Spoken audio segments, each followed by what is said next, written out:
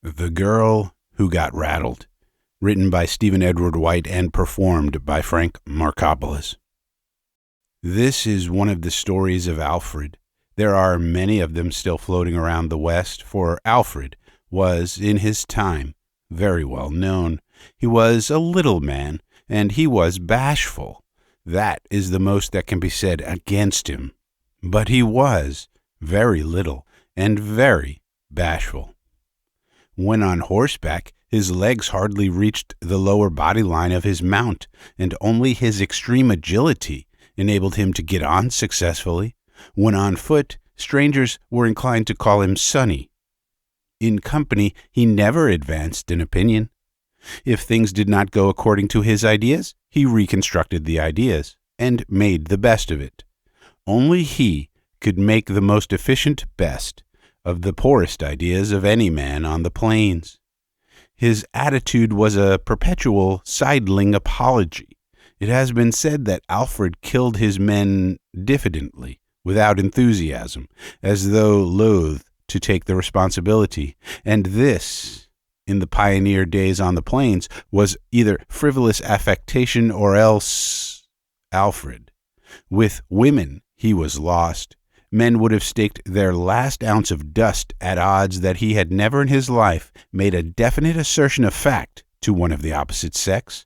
When it became absolutely necessary to change a woman's preconceived notions as to what she should do, as, for instance, discouraging her riding through quicksand, he would persuade somebody else to issue the advice, and he would cower in the background, blushing his absurd little blushes at his second-hand temerity.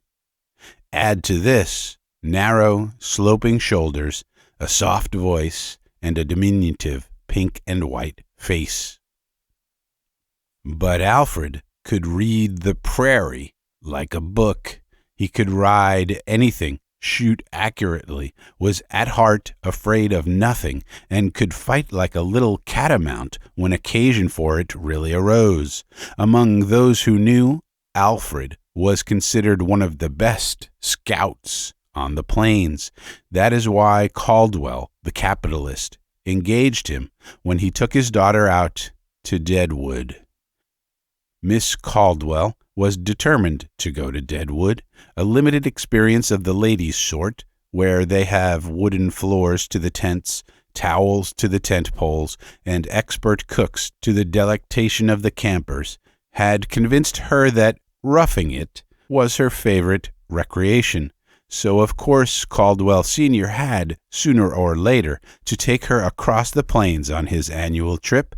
This was at the time when wagon trains went by way of Pierre on the north and the South Fork on the south. Incidental Indians, of homicidal tendencies and undeveloped ideas as to the propriety of doing what they were told, made things interesting occasionally, but not often.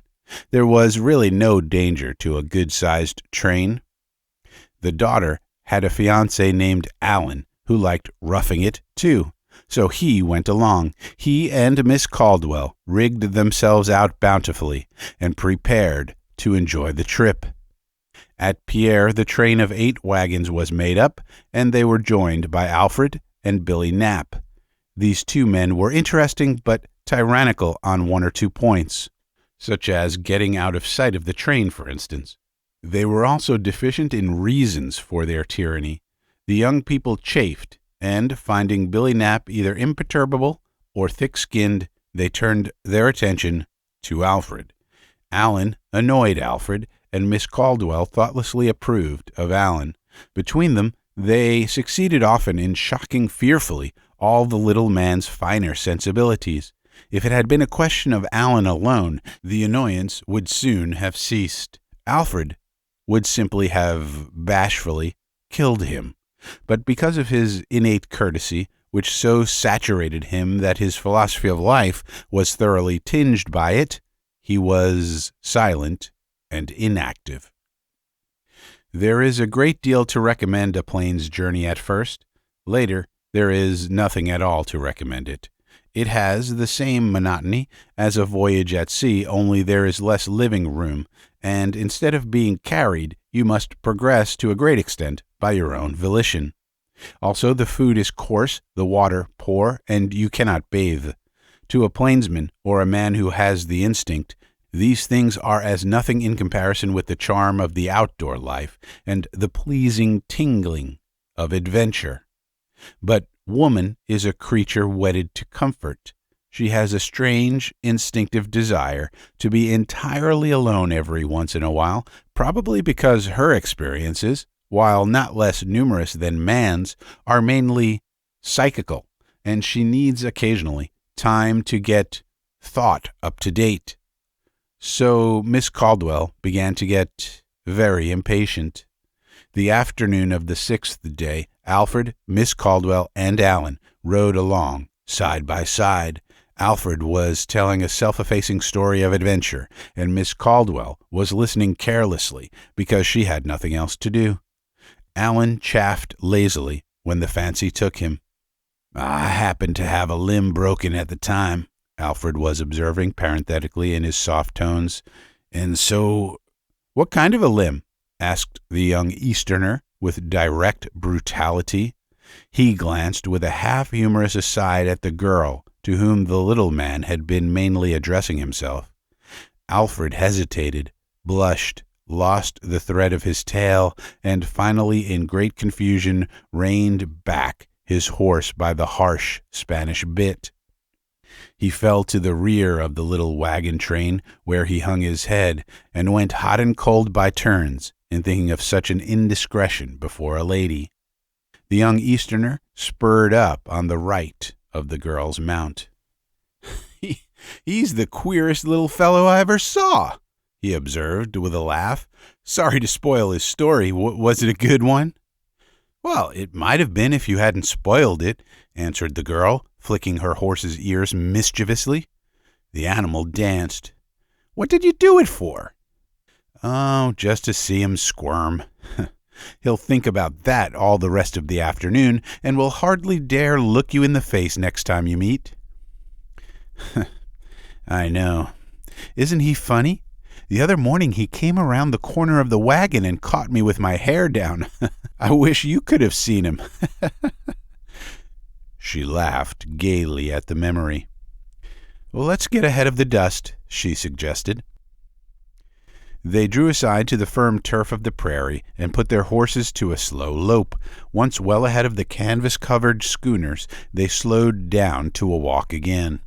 "Well, Alfred says we'll see them tomorrow," said the girl. "See what?" "Why, the hills. They'll show like a dark streak down past that butte there. What's its name?" "Porcupine Trail." "Oh, yes. And after that, it's only 3 days. Are you glad?" "Are you?" "Oh, yes, I believe I am. This life is fun at first, but there's a certain monotony in making your toilet where you have to duck your head because you haven't room to raise your hands, and this barreled water palls after a time. I think I'll be glad to see a house again. People like camping about so long. It hasn't gone back on me yet." "Well, you're a man and can do things." "Can't you do things?" "You know I can't. What do you suppose they'd say if I were to just ride out that way for 2 miles? They'd have a fit." "Who'd have a fit?" "Nobody but Alfred, and I didn't know you'd gotten afraid of him yet." "I say just let's. We'll have a race and then come back." The young man looked boyishly eager. "Well, it would be nice," she mused. They gazed into each other's eyes like a pair of children and laughed. "Well, why shouldn't we?" urged the young man. "I'm dead sick of staying in the moving circle of these confounded wagons. What's the sense of it all, anyway?" "Why, Indians, I suppose," said the girl doubtfully. "Indians?" he replied with contempt. "Indians! We haven't seen a sign of one since we left Pierre. I don't believe there's one in the whole blasted country. Besides, you know what Alfred said at our last camp?" "What did Alfred say?" "Alfred said he hadn't seen even a teepee trail, and that they must be all up hunting buffalo.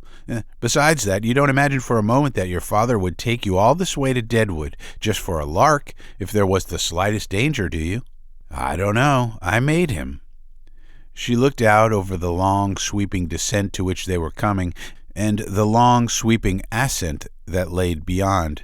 The breeze and the sun played with the prairie grasses, the breeze riffling them over, and the sun silvering their undersurfaces, thus exposed.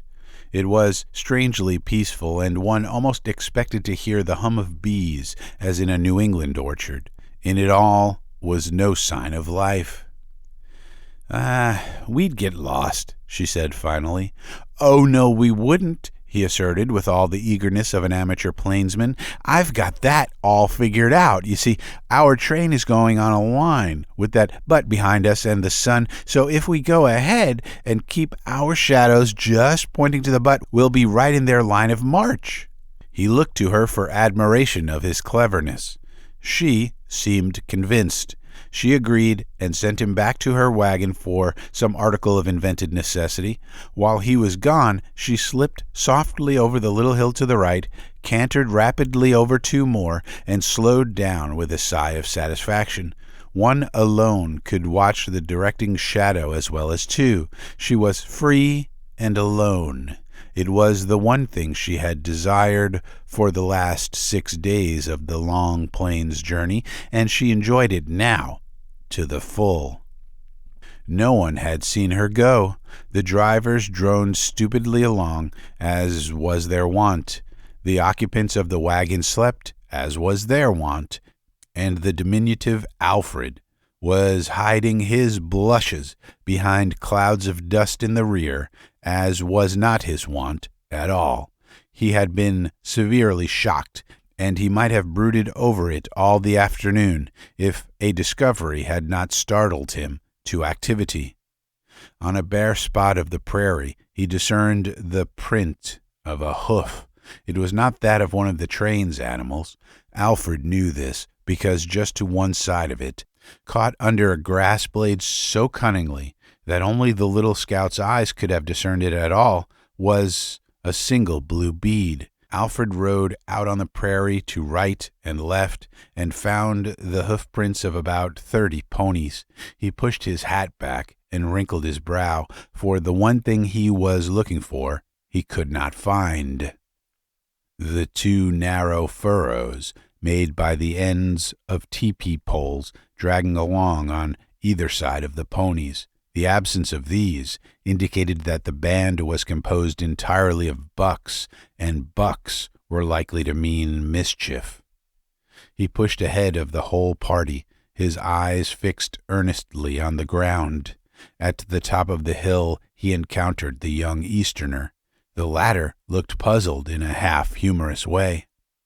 "I left Miss Caldwell here half a minute ago," he observed to Alfred, "and I guess she's given me the slip.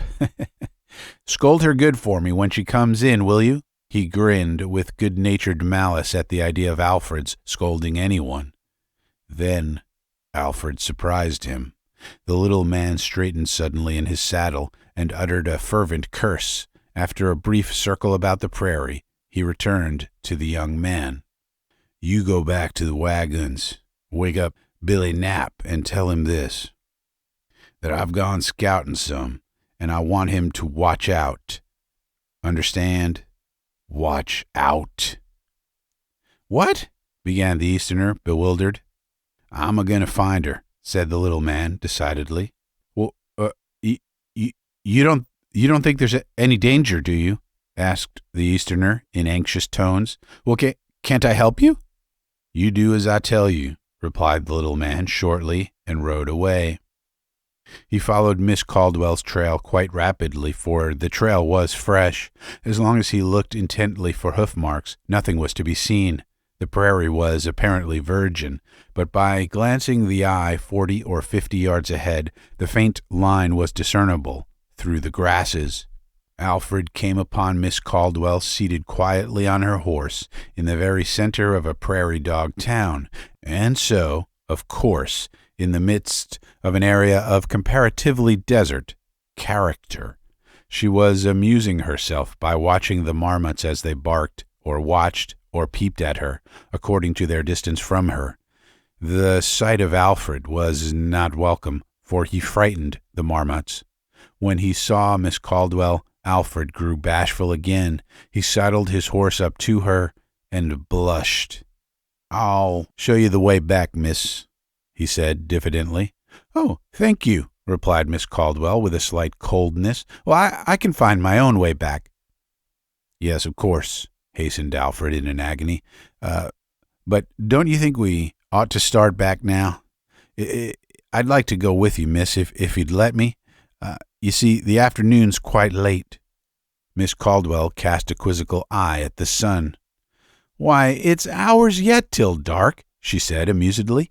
Then Alfred surprised Miss Caldwell. His diffident manner suddenly left him. He jumped like lightning from his horse, threw the reins over the animal's head so he would stand, and ran around to face Miss Caldwell.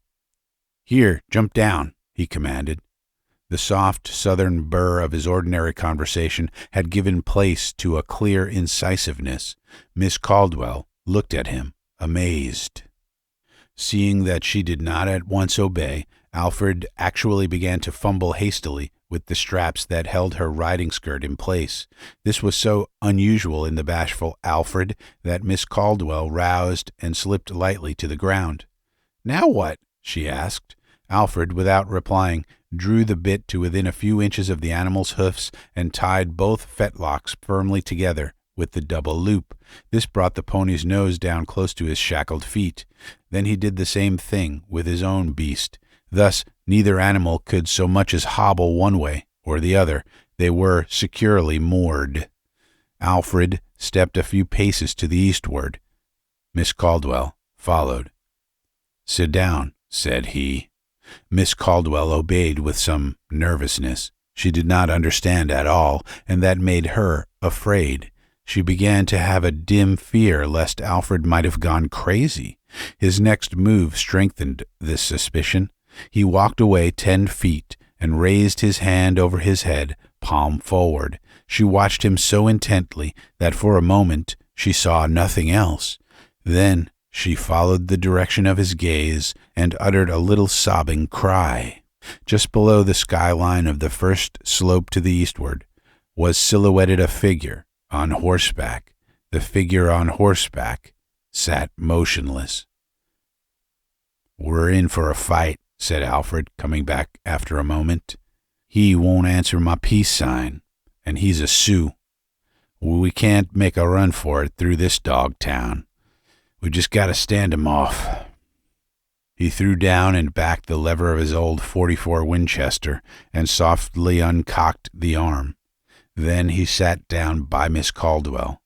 From various directions, silently, warriors on horseback sprang into sight and moved dignifiedly toward the first comer, forming at the last a band of perhaps 30 men.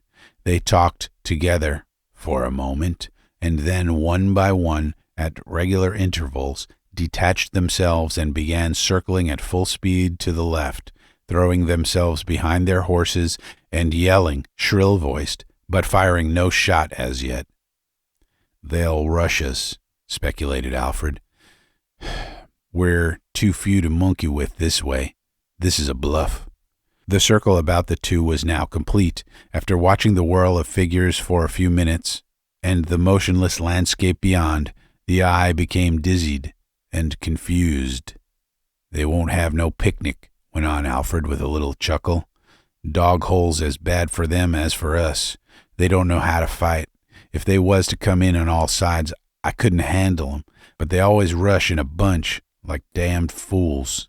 And then Alfred became suffused with blushes and commenced to apologize abjectly and profusely to a girl who had heard neither the word nor its atonement. The savages and the approaching fight were all she could think of. Suddenly, one of the Sioux threw himself forward under his horse's neck and fired.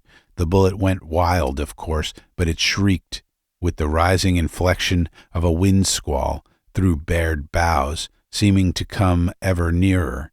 Miss Caldwell screamed and covered her face. The savages yelled in chorus. The one shot seemed to be the signal for a spattering fire all along the line. Indians never clean their rifles, rarely get good ammunition, and are deficient in the philosophy of hindsights. Besides this, it is not easy to shoot at a long range in a constrained position from a running horse. Alfred watched them contemptuously in silence. "If they keep that up long enough, the wagon train may hear 'em," he said finally. "Wished we weren't so far to nor'ward." "Ah, there it's coming," he said, more excitedly. The chief had paused, and as the warriors came to him, they threw their ponies back on their haunches and sat motionless. They turned the ponies' heads toward the two. Alfred arose deliberately for a better look. "Yes, that's right," he said to himself. "That's old Lone Pine. Sure thing. I reckon we all's got to make a good fight." The girl had sunk to the ground and was shaking from head to foot. It is not nice to be shot at in the best of circumstances, but to be shot at by odds of 30-1, and the 30 of an outlandish and terrifying species, is not nice at all. Miss Caldwell had gone to pieces badly, and Alfred looked grave. He thoughtfully drew from its holster his beautiful Colt with its ivory handle and laid it on the grass. Then he blushed hot and cold and looked at the girl doubtfully. A sudden movement in the group of savages as the war chief rode to the front decided him. "Miss Caldwell," he said. The girl shivered and moaned. Alfred dropped to his knees and shook her shoulder roughly. "Look up here," he commanded. "We ain't got but a minute." Composed a little by the firmness of his tone, she sat up. Her face had gone chalky, and her hair had partly fallen over her eyes. "Now, listen to every word," he said rapidly. "Those Injuns is going to rush us up in a minute. Perhaps I can break 'em, but I don't know. In that pistol there, I'll always have 2 shots. Understand? It's always loaded. If I see it's all up, I'm going to shoot you with one of 'em, and myself with the other." "Oh!" cried the girl, her eyes opening wildly. She was paying close enough attention now. "And if they kill me first," he reached forward and seized her wrist impressively. "If they kill me first, you must take that pistol and shoot yourself. Understand? Shoot yourself in the head, here." He tapped his forehead with a stubby forefinger. The girl shrank back in horror. Alfred snapped his teeth together and went on grimly. "If they get a hold of you," he said with solemnity, "they'll first take off every stitch of your clothes, and when you're quite naked, they'll stretch you out on the ground with a rawhide to each of your arms and legs, and then they'll drive a stake through the middle of your body into the ground and leave you there to die slowly." And the girl believed him because, incongruously enough, even through her terror, she noticed that at this, the most immodest speech of his life, Alfred did not blush. She looked at the pistol lying on the turf with horrified fascination. The group of Indians, which had up to now remained fully 1,000 yards away, suddenly screeched and broke into a run directly toward the Dogtown. There is an indescribable rush in a charge of savages. The little ponies make their feet go so fast. The feathers and trappings of the warriors stream behind so frantically. The whole attitude of horse and man is so eager that one gets an impression of fearful speed and resistless power. The horizon seems full of Indians. As if this were not sufficiently terrifying, the air is throbbing with sound. Each Indian pops away for general results as he comes jumping along, and yells shrilly to show what a big warrior he is, while underneath it all is the hurried monotone of hoofbeats becoming ever louder as the roar of an increasing rainstorm on the roof. It does not seem possible that anything can stop them. Yet there is one thing that can stop them, if skillfully taken advantage of, and that is their lack of discipline. An Indian will fight hard when cornered or when heated by lively resistance, but he hates to go into it in cold blood. As he nears the opposite rifle, this feeling gets stronger. So often, a man with nerve enough to hold his fire can break a fierce charge merely by waiting until it is within 50 yards or so, and then suddenly raising the muzzle of his gun. If he had gone to shooting at once, the affair would have become a combat, and the Indians would have ridden him down. As it is, each has had time to think. By the time the white man is ready to shoot, the suspense has done its work. Each savage knows that but one will fall, but cold-blooded, he does not want to be that one. And since, in such disciplined fighters, it is each for himself, he promptly ducks behind his mount and circles away to the left or the right. The whole band swoops and divides like a flock of swift-winged terns on a windy day. This Alfred relied on in the approaching crisis. The girl watched the wild sweep of the warriors with strained eyes. She had to grasp her wrist firmly to keep from fainting, and she seemed incapable of thought. Alfred sat motionless on a dog mound, his rifle across his lap. He did not seem in the least disturbed. "It's good to fight again," he murmured, gently fondling the stock of his rifle. "Come on, ye devils. Oh ho!" he cried as a warrior's horse went down in a dog hole. "I thought so."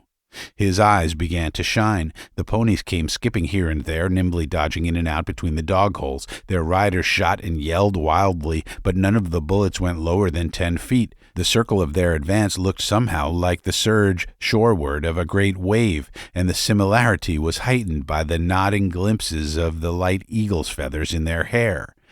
The run across the honeycombed plain was hazardous, even to Indian ponies, and 3 went down kicking one after the other. 2 of the riders lay stunned. The third sat up and began to rub his knee. The pony belonging to Miss Caldwell, becoming frightened, threw itself and lay on its side, kicking out frantically with its hind legs. At the proper moment, Alfred cocked his rifle and rose swiftly to his knees. As he did so, the mound on which he had been kneeling caved into the hole beneath it and threw him forward on his face.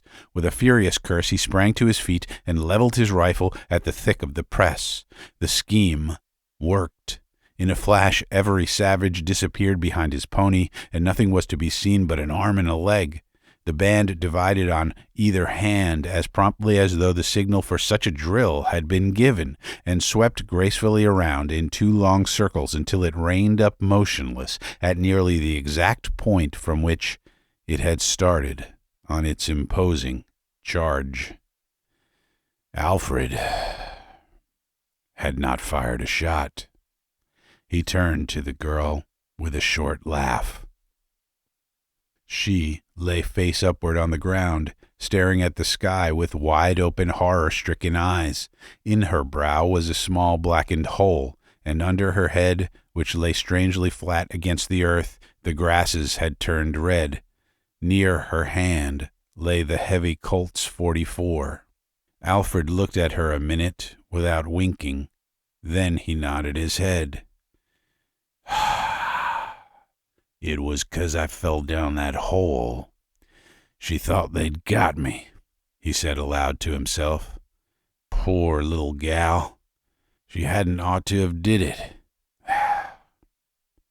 He blushed deeply, and turning his face away, pulled down her skirt until it covered her ankles. Then he picked up his Winchester and fired 3 shots. The first hit directly back of the ear one of the stunned Indians who had fallen with his horse. The second went through the other stunned Indian's chest. The third caught the Indian with the broken leg between the shoulders, just as he tried to get behind his struggling pony.